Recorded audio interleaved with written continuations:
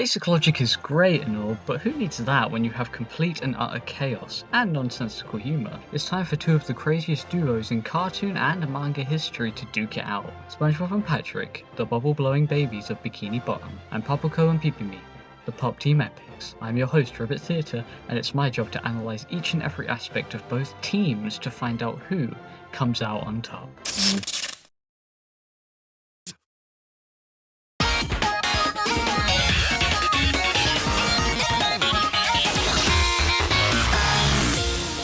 Sketch shows have a lot of leeway when it comes to story, more often than not ignoring backstory. Thankfully, Pop Team Epic gives our two main characters some sort of background.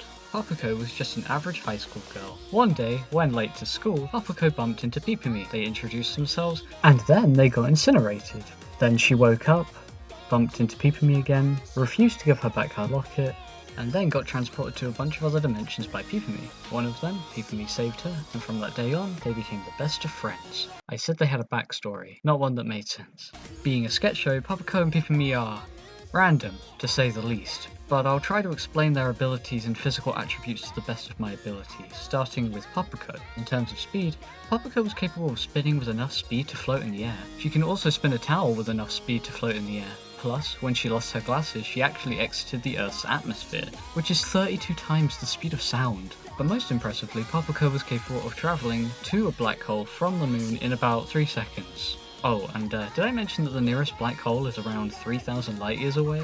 In terms of strength, Popuko is capable of destroying office buildings, generating city block level blasts, and damaging Pipimi. We'll get into their durability in a bit. And finally, durability, which is great enough to tank Pipimi's massive laser, point blank, and casually, which again we'll discuss later. I would talk about Popuko's weapons and abilities here, but trust me, that part's gonna get messy, so instead, on to Pipimi. Pipimi is strong enough to damage Popuko. In fact, she's shown to be even stronger than Popuko before, so how durable is Popuko? Pipimi's laser is massive, but what you might not notice is that small pieces of the planet are flying off. These may look small, but these are actually the size of islands. So the force to literally blast them out of the Earth's atmosphere like that would be astronomical, and both are able to casually survive the force of this and are able to casually damage each other. But most impressively, Popuko was capable of smashing the Earth in half casually, and both Popuko and Pipimi had the power to destroy the Earth just by flying through it. And this doubles up as durability as they can survive ramming through the Earth with no damage. Popuko and Pipimi's surprises don't end there, however. These two are shown to have quite a few abilities throughout their manga and anime. They've shown to have lasers and destructo discs. As I said before, Pipimi's lasers are strong enough to send island-sized chunks out of the Earth. They can both float and even fly. Popuko can even improve her flying skills with a special cape. Both have size manipulation. Popuko has shrunk down to extremely small sizes, but not as small as Pipimi, when she shrunk down to a size so small that she was smaller than a tooth cavity's tooth. Pipimi has grown as big as skyscrapers. Both can duplicate themselves a seemingly unlimited number of times. Pipimi managed to duplicate herself over 200 times. Yeah, I counted. And Popuko can also duplicate her head and use it as a weapon. Popuko can turn completely invisible, and Pipimi has a pair of goggles that allow her to see her. They can manipulate the structure of their bodies to change into different things, such as Pokemon, the 3 starters to be exact. A boat, walkie-talkies, a buff version of themselves, and Pipimi can even become an airplane, and a tree that can absorb people, turning people into wood upon contact. Both have fourth wall awareness and plenty of reality warping. Popuko broke the screen once, and both even went to the real world and entered an unfinished animation once. Pipimi can attack her enemies with an entourage of middle fingers, transporting her foes to a black and white area similar to Undertale, bypassing their durability with soul attacks. Pipimi can multiply her limbs, they can breathe underwater, Pipimi can stretch her neck by stroking Popuko, and become the screen's border. Pipimi can turn her hands into claws, and they can teleport. But most of all, Popuko has the ability to self-destruct. Smaller versions don't hurt her, but the biggest version does. This version was calculated at being worth over 110 teratons of TNT, but this doesn't matter, they would die in the process, right? Well, both have a very important ability, the ability to come back from the dead. We know from this bear boss fight here that they can come back 9,998 times each. Oh, and did I mention that Popuko can become the literal sun? Okay, weapon time. Both have a variety of guns. Popuko is rocking a variety of pistols and a rocket launcher. but Pipimi seems to have more extensive gun knowledge. She has the pistols and rocket launchers like Popuko, but also knockout darts. She can go self-defense force mode, which allows her to shoot an entourage of missiles and lasers at her foes. Plus, Pipimi has a UFO that can turn her foes into cats, and Popuko has a torpedo that allowed her to kill Poseidon. Other weapons include bear traps, axes, several swords, bats, hammers, umbrellas, chainsaws, tanks, the clown car from Mario, planes, multiple cars, the aforementioned cape, a flying futon. Popuko has a strange object given to her by Pipimi that allows her to call her. Pipimi can place an odd object on her enemy's head that will explode. Pipimi has the hoverboard from Mega Man, and has an army of raptors along with a motorcycle. Both have proton packs that allow them to suck up douchebags. Popuko has a pet dragon, but most of all, Pipimi has an entire factory that allows her to create Popuko clones. Now for the most important weapon, the black belt. This belt makes Popuko 50% more durable. It also allows her to instantly counter any physical attacks and negate all status ailments. Plus, it increases her strength by a significant amount, though it's unknown by how much. Popuko and Pipimi work fantastically as a team. Their teamwork was enough to take down Cthulhu and Heihachi, but if they want to make the best use of each other, they can fuse into this gold fusion for a significant power increase. In this state, they took down a giant castle monster in one hit. Both are incredibly skilled fighters and very unpredictable, experienced in all the weapons that I mentioned before, and despite their cute appearance, both are very violent people and will kill without hesitation. Popuko's deduction skills are great enough to tell that somebody is motherfucker just by hearing one phrase come out of their mouth. And Pipimi is surprisingly very intelligent. She was able to solve a murder case in a Detective Conan spoof. So both are surprisingly great fighters and very smart. But do not take that for perfection. They aren't academically gifted, probably because they seem to have just stopped going to school after meeting each other. And Popuko is very rash. Pipimi does show to be the smarter and more calm of the two, with the more collected thinking and superior combat knowledge though. Popuko's also weak to her mattress and tends to go to sleep very quickly. She's also weak to jagged manga balloons, as they tend to kill her. They may not be perfect, but they are going to be one hard team to beat. Let's jump over from Japan to America to see what Spongebob and Patrick are going to bring to the table.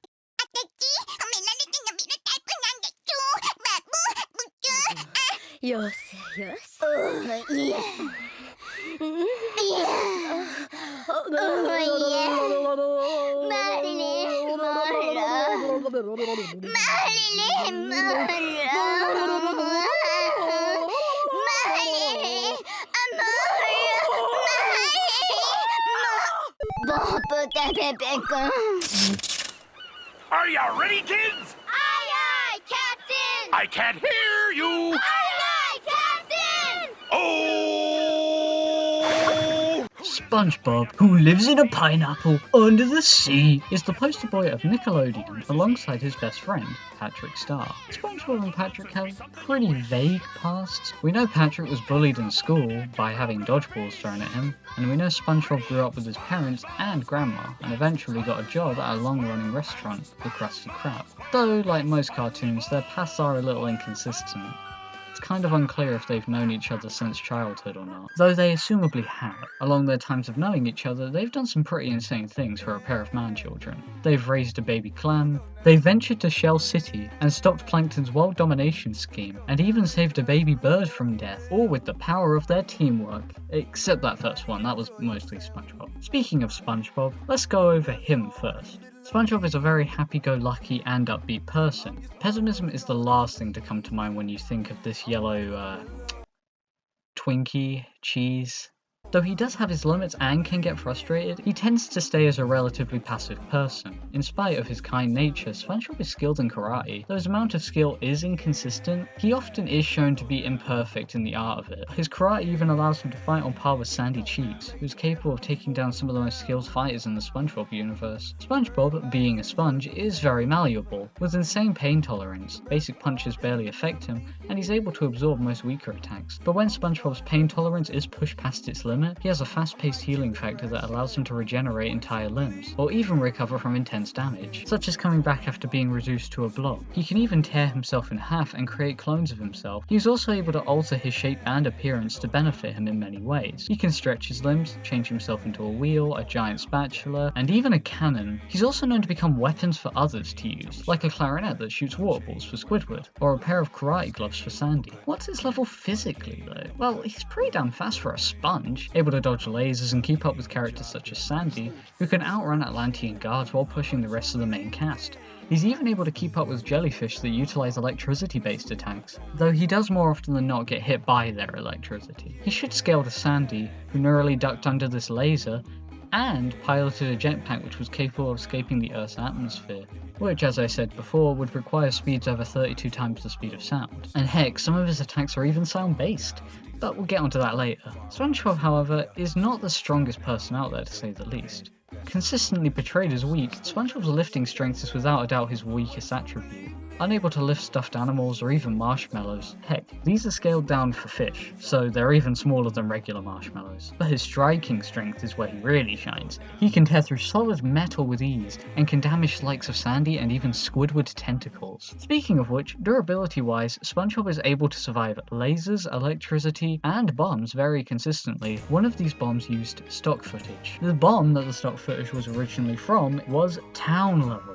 Though if this was not counted and brushed off as a random clip used, the feat would be around wall level. Spongebob was also able to survive the force of all the water in his reef blower hitting him, which sucked up all the water around them. If we said that that was the entire ocean, that would be worth 21 yotatons of TNT. That's large planet level for the record. Spongebob's perks don't end there. He has karate gear for extra protection, exploding gauntlets, bubbles that can form helmets, and even Bubble Buddy, who is a man that is made out of bubble soap, and even had a kid somehow. Sadly, he can be taken out as easily as a normal bubble, though the bubbles in the Spongebob universe are strong enough to hold nearly everyone in Bikini Bottom, and even entire buildings from Bikini Bottom, such as rocks, Easter Island heads, and pineapples, which is kind of a testament to how durable Spongebob's bubbles are. He's also a skilled fry cook, and his spatula can work as a sword. It's able to match a pirate's blade. His spatula is even sentient somehow. Spongebob can also gain a strength and speed boost with these lifesavers. The speed boost also makes Spongebob so durable that he's practically invincible, though both of these forms have a strict timer. Not impressed yet? Meet the Sonic Wave guitar. This guitar shoots sound-based attacks with enough power to literally destroy robots. If you hadn't guessed, this sponge has quite the arsenal.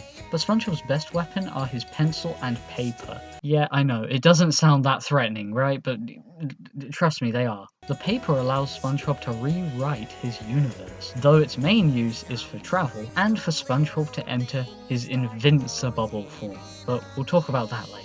The pencil is Spongebob's greatest weapon, however. It allows Spongebob to draw weapons and tools for him to use. These weapons can be disposed of with paper, or the eraser side. Spongebob can draw some cool stuff with it, but most impressively is Doodlebob.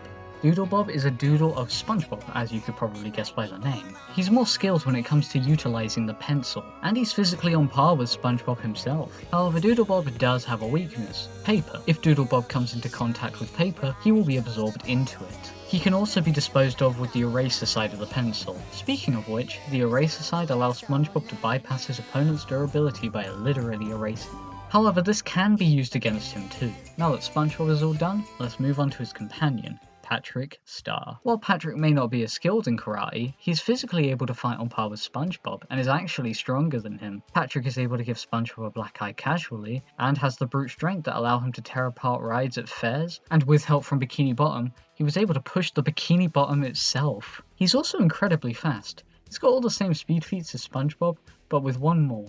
Patrick literally ran to the sun and back in 13 seconds. That is over 76 times the speed of light. Along with this, Patrick also presumably survived that town level bomb, and he should scale to Spongebob's durability in general. And he also survived a lightning strike. Patrick also has regeneration like Spongebob, though it is less sporadic and more slow paced than Spongebob's, but when a limb is removed, it creates another Patrick. Patrick is also a pretty good fighter, able to use a spin attack, cartwheels, and body slams to take out enemies. Patrick can also utilize the pencil that we discussed before, and gains a super form from the magical paper as well. So let's discuss what them working together adds. The paper that I mentioned earlier allows SpongeBob to become the Invincibubble and Patrick to become Mr. Super Awesomeness. In these forms, their physical characteristics increase significantly, and they both gain a special power. SpongeBob gains the ability to enclose enemy projectiles in bubbles, and Patrick gains the ability to summon ice cream. Maybe we should have picked a better superpower for you, Patrick. Not to mention, SpongeBob and Patrick have even more forms to talk about. They can both cosplay as Mermaid Man and Barnacle Boy, which allows them to shoot water balls. They both have superhero forms, the Quickster and the Elastic Waistband. SpongeBob in his Quickster form can move faster than the eye can track, and Patrick gains the ability to stretch extreme lengths. SpongeBob has his Goofy Goober form, which allows him to shoot lasers that can destroy Plankton's bucket helmets. These are so strong even King Neptune couldn't break free of them. Patrick can also help SpongeBob fly by holstering him in the air with ropes, and finally SpongeBob can literally become the moon. Granted, it's still composed of a spongy material, so this wouldn't weigh nearly as much as the actual moon, and he has not used this in combat, but it's just cool to think about. These two seem like a match made in heaven, but they are far from perfect. Both SpongeBob and Patrick may be adults, but they have the minds of children and are very easily manipulated. And while SpongeBob has common sense, Stop swimming so fast! I've only got 5 legs, and one of them's my head! Patrick is not smart at all. Both also surprisingly bicker a lot and often will end up turning on each other. But the biggest weakness of the SpongeBob cast is heat, or rather, lack of water, which can be amplified by added heat. If SpongeBob and Patrick are without water for too long, they will dry up, and this process is made even faster if they are exposed to heat. They will stiffen up and lose their ability to move before drying up and eventually die. And if you think I mean the heat of lava or something, no, I mean heat of a basic lamp. If they do get water afterwards, they can be revived, but this is always required outside help from the likes of Sandy or the tier of the Goofy Goober. They may not be perfect, but they're still going to be one tough duo to beat. Will SpongeBob and Patrick have their chances of winning Pop Like a Bubble, or will Popuko and Pipimi be sleeping with the fishes? Let's find out. It's called the Ugly Barnacle. Once there was an ugly barnacle. He was so ugly that everyone died. The end. That didn't help at all.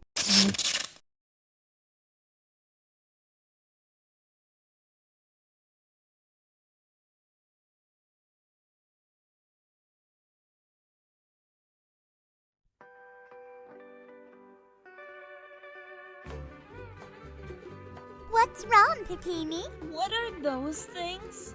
Over there? All right, Patrick. Plankton couldn't have gone too far.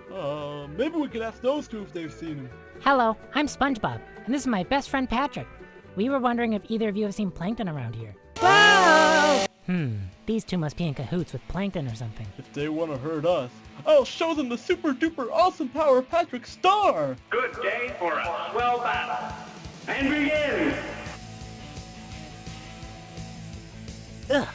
Okay. We can't beat him at this height. No one touches Popuko and lives another day! Ah! Yippee!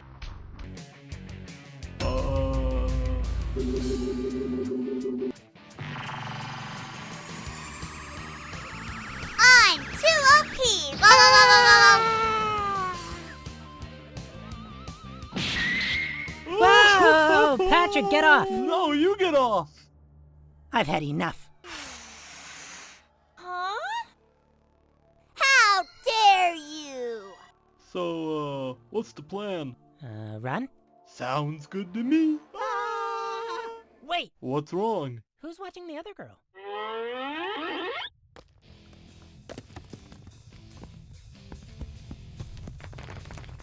I'm going to teach both of you why you should never touch Popuko! SpongeBob, you think you could pull that paper out again? Gladly.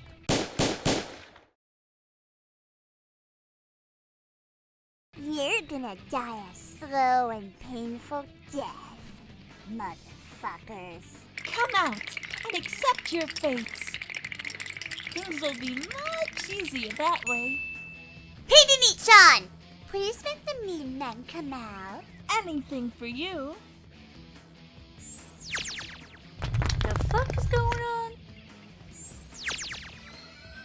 I want to help. What can I do? Die? But I thought you were over. Oh no. Let's go, bitch! Aha! I'll use this instrument to take you down. Owie. Owie. Are you okay, SpongeBob? I think so. How did you escape that other girl? I just distracted her of some mayonnaise I drew with the magic pencil. What? Patrick? Are you telling me you had the magical pencil on you and you didn't tell me? Give it to me. I have an idea. Where the fuck are they? I'm sure they're close. Don't worry, Popuko, darling. What the fuck? Now I'm OP. LOL. Take this! Damn, that's OP.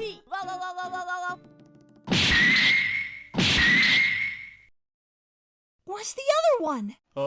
In the sky. Nani? I'll check for you, Popuko, darling. That's right. I'm now the moon. Ah! It appears that the block of cheese is now the moon. Ah, that makes sense. One sec. Why aren't you scared at all? You'll see. What? SpongeBob, run!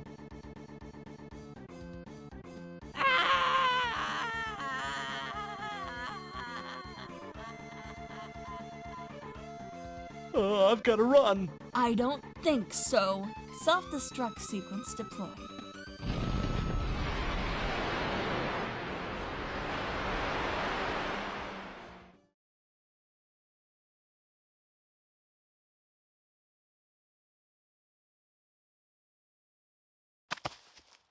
That was a nice walk on the beach. I'm glad we did that. Me too. Knockout! Jesus, I guess Popuko and Pipimi aren't getting chicken or beef, but seafood instead.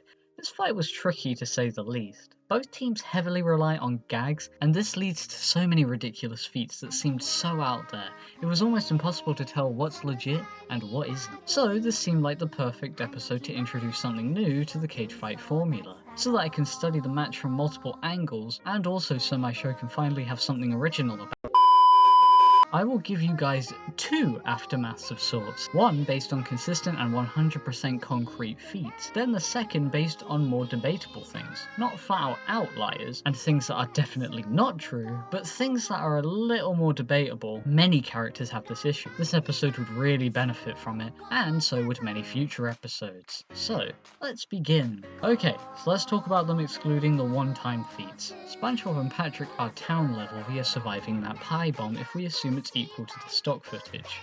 Popuko and Pipimi, meanwhile, are at least planet level. Yeah, unlike their opponents, they actually have consistency to their planet level stuff, and more feats of destructive capacity on that level. Even without the planet level feats, Pipimi making those island-sized pieces of the planet fly off, and Popuko having large country levels of destructive power, which he could use considering the fact that they can come back to life, they are still so much more powerful than the town level Spongebob and Patrick. Sure, Spongebob and Patrick could scale to the Mach 32 Sandy, although again it's kinda debatable given that it's a cartoon and all, but also that Sandy didn't really have to dodge anything, and thus wouldn't really have to react. And yeah, they do have some laser dodging, although it's unknown to what degree of speed, but Popuko and Pipimi's ship forms have travelled at sub-relativistic speeds, so their speed advantage is also pretty large. So Popuko and Pipimi have a pretty noticeable edge without questionable feats, but let's talk about the more interesting one now. First up, both are large planets. SpongeBob's ocean feat and Popuko and Pipimi destroying the planet were both calculated at large planet. So it would seem like they're even, but then you look at the math. Popuko and Pipimi's feat is so much stronger still. 21 yotatons of TNT compared to 174 nenatons of TNT is an absolutely massive gap. Even if you divide it by 2, since it was both Popuko and Pipimi who destroyed the planet, the gap is still exponentially massive. Just because they're both on the same level does not mean they're even remotely similar in power. As for speed, Patrick ran to the sun. That's gotta be massively FTL, right? Well, It would be if it was our sun, but the Bikini Bottom has actually shown to have its own sun, which also has a terrifying face. Popuko, on the other hand, travelled to a black hole from the moon in 3 seconds, and Pipimi should definitely scale, which is over... Oh, big number coming. 315,573,871,659 times faster than the speed of light. So even if Patrick did run to the sun, Popuko and Pipimi are just too fast, and that's not even including the belt, which gives them a significant stat buff. And on top of this, Popuko and Pipimi not only show to be more intelligent, but also consistently have very good fighting skill and experience with more weapons than Spongebob and Patrick, especially with their more violent personalities. They not only have physical advantages, but the mental ones too. I could end it here, but let's talk about their weapons and abilities, since that's where I know a majority of the arguments for Spongebob and Patrick are going to come from. Okay, right off the bat, Popuko and Pipimi's ability to come back to life is a massive deciding factor. Combining the number of times they could come back, Spongebob and Patrick are going to have to kill 19,996 Popuko and Pipimi before Popuko and Pipimi kill each of them once. Both teams can duplicate themselves, but Popuko and Pipimi can clone themselves a seemingly unlimited number of times in no time. Meanwhile, Spongebob gradually gets smaller and Patrick needs to remove a limb. Spongebob and Patrick only have 2 weapons that really matter here, the pencil and the paper. The paper's impressive and all, but it's not what it's cracked up to be. Saying that Spongebob would just write down that he was stronger, faster, and smarter than his opponent is a massive no-limits fallacy. And very out of character for Spongebob, given the only time he ever really used the paper to its fullest potential was when he didn't even know he was using the paper. He only really uses it for the Invincible form and Mr. Super Awesomeness, which may make them stronger than their base forms, but is pretty featless in terms of what it's actually done. Now don't get me wrong, Spongebob and Patrick did have an advantage here however. This would counter most of Popuko and Pipimi's firearms, since it could contain them within bubbles. Now for the pencil. This weapon is something that could allow Spongebob to take down Popuko and Pipimi, there's no doubt about that. But there's quite a big problem with it, and that's that it's a pencil. They aren't exactly the biggest things ever. Given how much faster Popuko and Pipimi are, Spongebob and Patrick's pencil is going to take far too long to even erase an arm off, let alone a hand. The only reason the eraser poses much of a threat in the show is because SpongeBob and the gang are so tiny. And do you think SpongeBob's going to be able to erase over 200 Pipimis? Or a Pipimi the size of a skyscraper? Oh, and this does lead to another point. The size difference is staggering to say the least. SpongeBob and Patrick are only a few inches tall. Popuko and Pipimi are several feet tall, and it makes it so much worse when you consider that they can grow to the size of skyscrapers. And those who watched the analysis should get a general idea that Popuko and Pipimi have more abilities and more weapons, and are just generally less predictable. Even SpongeBob's moon form was outclassed by Popuko's sun form. So no matter what way you slice it, Popuko and Pipimi were just too strong, fast, durable, and unpredictable for Nickelodeon's aquatic duo to take down. What a sensational battle. The winners are Popuko and Pipimi. 私は神だ。おー、知りたいこと何でも教えよう。私のことどれくらい好きか教えて。いっぱいチキー。